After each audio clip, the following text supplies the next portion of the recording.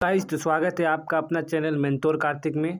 जैसा कि सेमेस्टर 2 का एग्ज़ाम होने वाला है, लगभग दिसंबर तक इसका एग्ज़ाम हो जाएगा। ठीक है, दुर्गा पूजा ख़त्म हो गया। ठीक है, अब उसका रजिस्ट्रेशन यानी कि एग्ज़ामिनेशन फॉर्म फिलअप होने वाला है सेमेस्टर 2 का एसकेएमयू का।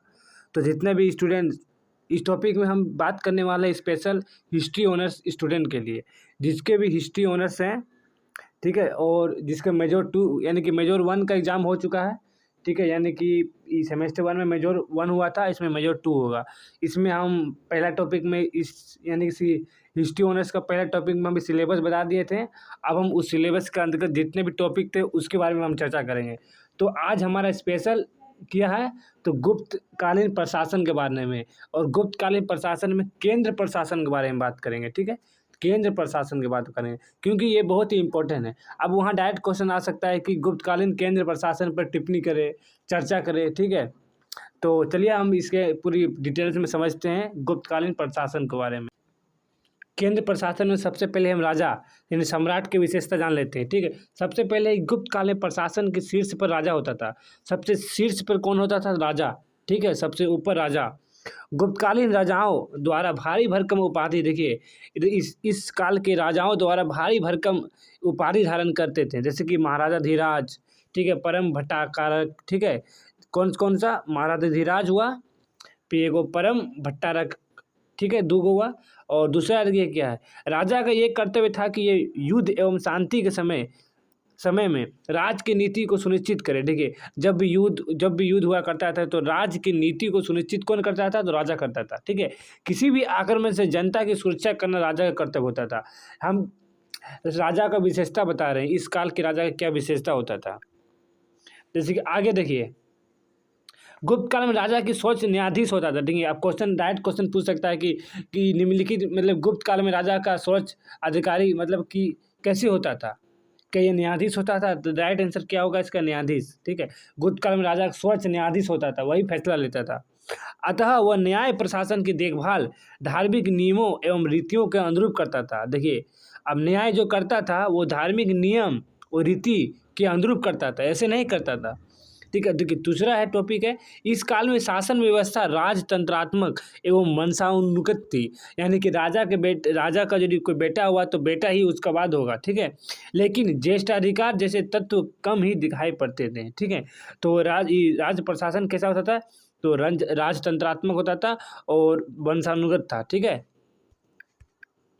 देखिए अब इस काल के हम मंत्रिपरिषद यानी दूसरे अधिकरण की बात करते हैं। ठीक है, मंत्रिपरिषद की क्या विशेषता था इस काल में? जैसे कि पहला टॉपिक दिया है कि कामधंग एवं कालिदास दोनों ने मंत्रिमंडल या मंत्रिपरिषद का उल्लेख किया गया है।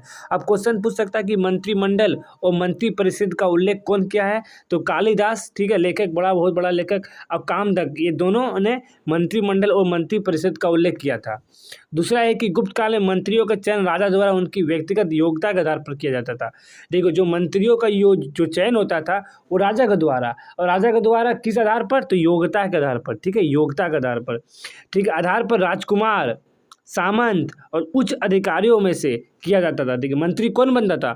तो मंत्री देखिए राजकुमार। ठीक है, राजकुमार बन सकता था, सामंत बन सकता था, फिर उच्च अधिकारी बन सकता था। ठीक है, उच्च अधिकारी बन सकता था।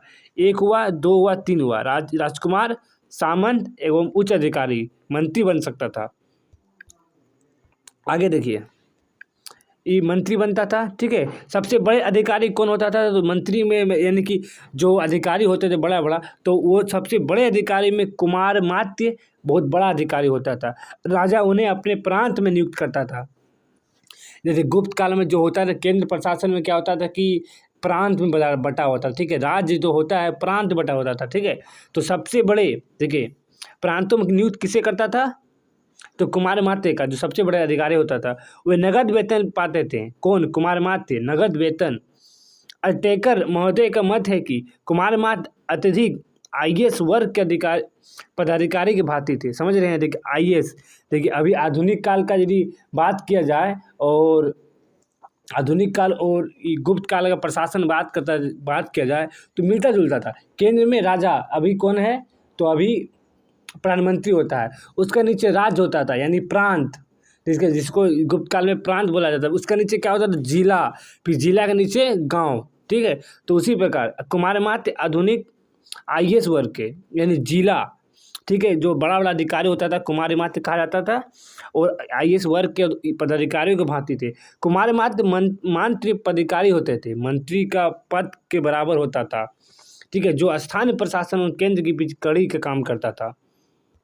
देखिए आगे क्या है, गुप्त शासकों यानी गुप्त शासक मंत्रियों से सलाह लिया करते थे। देखिए गुप्त जो शासक हुआ करता था वो मंत्रियों को सलाह लिया करता। अभी भी देखिए मंत्री परिषद जो प्रधानमंत्री जो बना केंद्र में बना है, वो कहीं ना कहीं मंत्री परिषद के जितने मंत्री हैं वो सलाह प्रधानमंत्री कोई भी योजना यानी कि कोई भी योजना का लागू या फिर कोई कानून बनाना है तो मंत्रियों को सलाह लेता था, उसके बाद ही बनता है। सभी महत्वपूर्ण मामलों में अपने पदाधिकारियों को लिखित आदेश या संदेश जारी करते थे। देखिए सभी मामलों में अपने अधिकारियों को लिखित आदेश, यदि राजा कोई भी कानून बनाया या फिर कोई भी योजना बनाए तो अधिकारियों को, ठीक है, लिखित आदेश जानकारी देना पड़ता था, ऐसे नहीं दे सकता था, उसके लिए पहले आदेश देना पड़ता था। देखिए कुछ विभाग हम शेयर कर देते हैं। देखिए गुप्तकालीन अधिकार एवं उनके विभाग, देखिए महाबलाधिकृत सेनापति विभाग होता था, महादंडनायक न्यायाधीश हुआ करता था। देखिए नाम, देखिए विभाग का नाम ये हुआ, अधिकारी का नाम, और ये विभाग का नाम हुआ, ठीक है। संधि विग्रही युद्ध एवं शांति के मंत्री का होता था। दंडपाशिक पुलिस विभाग का सोच अधिकारी हुआ करता था। विनयस्थिक स्थापक शिक्षा एवं धर्म संबंधी अधिकारी होता था। भंडागारिकृत राजकोष अधिकारी होता था। महाचपटिकल लेखक विभाग का सोच अधिकारी होता था, ठीक है। अब क्वेश्चन पूछ सकता है कि महादंडनायक किस विभाग का, अब क्वेश्चन पूछ सकता है कि गुप्त काल में महादंडनायक अधिकारी किस विभाग से संबंधित थे, तो न्यायाधीश विभाग से संबंधित थे। अब क्वेश्चन पूछ सकता है कि दंडपाशिक विभाग गुप्तकालीन में किस विभाग के संबंधित है, तो कौन सा विभाग है, दंडपाशिक पुलिस का। अब ये इसमें से आप 4 भी क्वेश्चन लिख सकते हैं ना, यानी 4 भी याद देखिए और वहाँ लिख देंगे तो आपको अधिक से अधिक मार्क्स मिल सकता है। देखिए आगे देखिए क्या है इसके, हरिसेन यानी समुद्रगुप्त का संधि विग्रही, और वीरसेन हुआ, हरिसेन हुआ, शिखर स्वामी हुआ, ठीक है, पृथ्वीसेन हुआ, पीधर चंक्रपालित हुआ, ठीक है, ये गुप्त काल का प्रमुख अधिकारी हुआ करता था, ठीक है। देखिए हरिसेन, वीरसेन, शिखर स्वामी, पृथ्वीसेन, चक्रपालित, पंडित, ये गुप्त काल के प्रमुख अधिकारी था। इसे आप 2-4 मतलब कि इतने में आप 2-4 मंत्री के नाम भी लिख सकते हैं ना, तो आपको नंबर मिल सकता है, ठीक है, कोई डाउट नहीं है। गुप्त काल में एक अधिकारी के साथ अनेक पद ग्रहण करते थे। इस काल के पद वंशानुगत पे, यानी कि जैसे कि आपको बना दिया पुलिस विभाग का, तो वो जो पद है वो वंशानुगत है, यानी आपका बेटा भी वही ले सकता है, ठीक है, क्योंकि एक ही परिवार का कई पीढ़ियाँ ऊंचे पदों को धारण करती थी। उनकी जानकारी हमें कर्मदंडा अभिलेख द्वारा हुआ करता था। तो इस प्रकार हम इस वीडियो से जाने क्या कि गुप्त काल का प्रशासन कैसा हुआ करता था।